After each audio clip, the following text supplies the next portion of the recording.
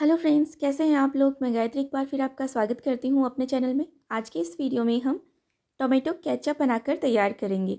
तो इसके लिए हमने ताज़ा लाल 5 किलो टमाटर लिए हैं। तो आप जब भी केचप बनाएं तो बिल्कुल ताज़ा और अच्छी तरह से पकी हुई लाल टमाटर लें। टमाटर को हमने अच्छी तरह से धोकर साफ़ कर लिया था और अब हम एक टमाटर को 4 टुकड़ों में इस तरह से काट लेते हैं। सर्दियों में अच्छी तरह से पकी हुई ताज़ा लाल टमाटर मिल जाते हैं। तो जब भी टमाटर सस्ते हों मैं ढेर सारा टोमेटो केचप बनाकर रख लेती हूँ। इस तरह से बनाया हुआ टोमेटो केचप आप फ्रिज में महीनों तक स्टोर करके रख सकते हैं। आज की इस वीडियो में मैं आपके साथ में टोमेटो केचप की बहुत ही सिंपल सी रेसिपी शेयर करने वाली हूँ। आप चाहे तो टमाटर के ऊपर का जो ये ग्राउंड है इसे इस तरह से पहले कट कर दें और उसके बाद में इसे 4 बराबर भागों में कट कर लें। तो ऐसे भी आप टमाटर को कट कर सकते हैं। तो सारे टमाटर को बिल्कुल ऐसे ही कट कर लेते हैं। ऊपर के क्राउन वाला पार्ट कट कर देते हैं और फिर 4 बराबर भागों में काट लेते हैं। मैंने यहाँ पर टोमेटो केचप बनाने के लिए 5 किलो ताज़ा टमाटर लिए थे, लेकिन मेरे पास जो बर्तन है उसमें मैं सिर्फ 3.5 किलो टमाटर ही काट कर डाल सकी। उसके बाद में ये भर गया। इससे बड़ा बर्तन नहीं था मेरे पास में। आप चाहें तो इससे ज़्यादा टोमेटो केचप भी बनाकर तैयार कर सकते हैं, बिल्कुल इसी रेसिपी से।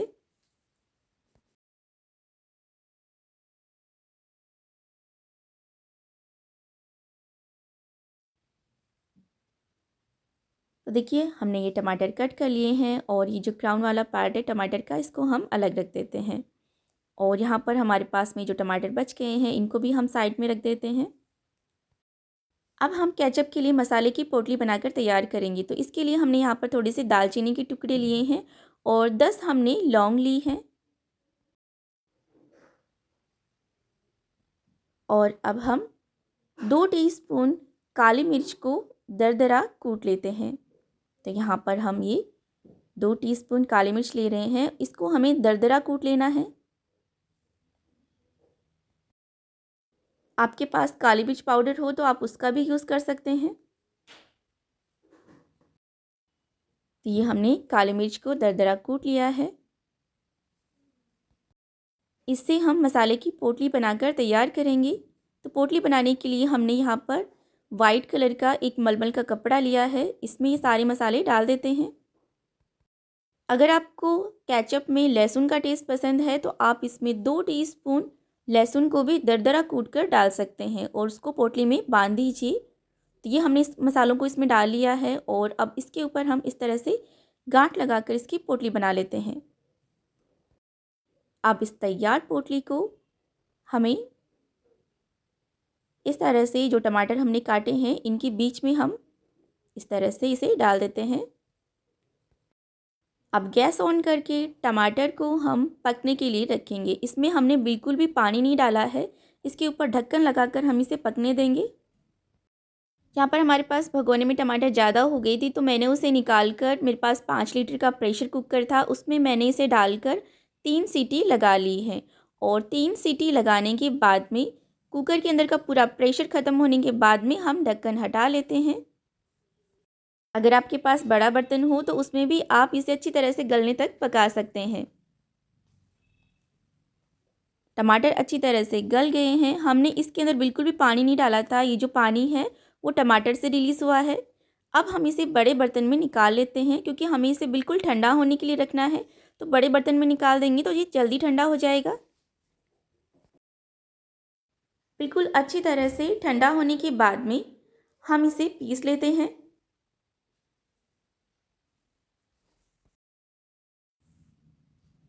बिल्कुल थोड़े थोड़े टमाटर डालेंगे ग्राइंडर जार में और इसे पीस कर हम इसका स्मूथ पेस्ट बनाएंगे।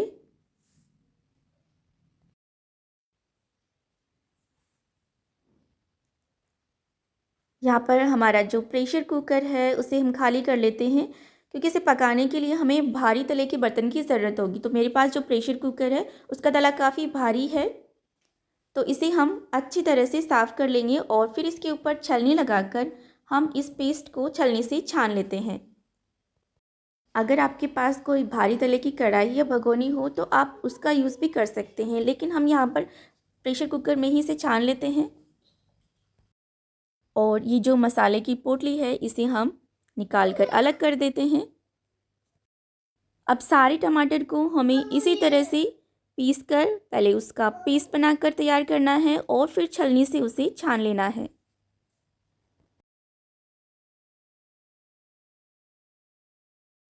तो इसी तरह से हम सारे टमाटर को छान लेते हैं।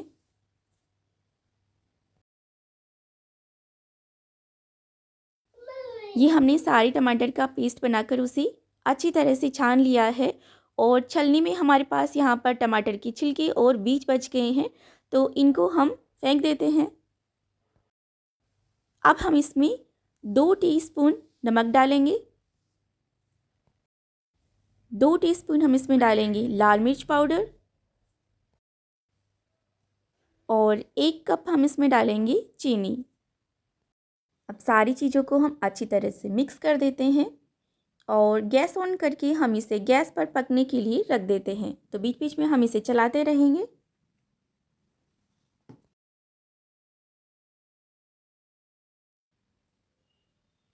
केचप को पकते हुए लगभग 10 मिनट हो गए हैं। तो बिल्कुल इसी तरह से इसे बीच बीच में चलाते हुए हमें इसे अच्छी तरह से पकाना है।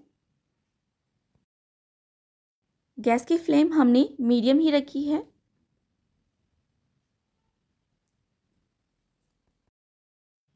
तो केचप को पकते हुए काफ़ी टाइम हो गया है, तो इसे हम अब चेक करेंगे। तो चेक किस तरह से करना है ये भी हम आपको बता देते हैं।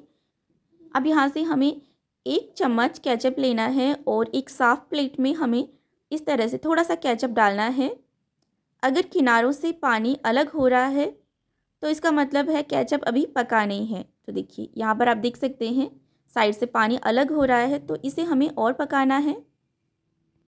केचप अच्छी तरह से जब गाढ़ा होने लगता है तो काफ़ी छींटे उठते हैं, जिससे आपका किचन गंदा हो सकता है। तो आप इसके ऊपर आधा प्लेट लगा दें जिससे कि छींटे ज़्यादा नहीं उड़ें।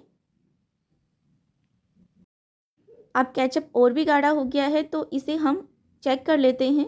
तो फिर से थोड़ा सा केचप चम्मच से लेंगे और प्लेट में इस तरह से डालेंगे। तो देखिए केचप तो अच्छी तरह से गाढ़ा हो गया है, लेकिन आप देखेंगे साइड से पानी जो है वो अभी भी अलग हो रहा है। तो हम इसे थोड़ा सा और पका लेते हैं। इस तरह से आप केचप को चेक कर सकते हैं। अगर इसमें पानी रह जाएगा तो ये ज़्यादा समय तक नहीं चलेगा, जल्दी ख़राब हो जाएगा। जैसे जैसे केचप गाढ़ा होता जाता है, इससे छींटे उठते हैं, तो आप अपने हाथ को और खुद को इससे बचा कर रखें और इसे चम्मच से चलाते रहें। अभी केचप अच्छी तरह से गाढ़ा हो गया है, तो अब हम गैस की फ्लेम को ऑफ करके इसे ठंडा होने के लिए रख देते हैं। केचप अच्छी तरह से ठंडा हो गया है, तो अब हम इसे चेक कर लेते हैं। थोड़ा सा केचप हम प्लेट में डालेंगे और अभी आप देख सकते हैं इसके साइड से बिल्कुल भी पानी अलग नहीं हो रहा है। इसका मतलब है केचप अच्छी तरह से हमारा पक गया है और स्टोर करने के लिए बिल्कुल रेडी है।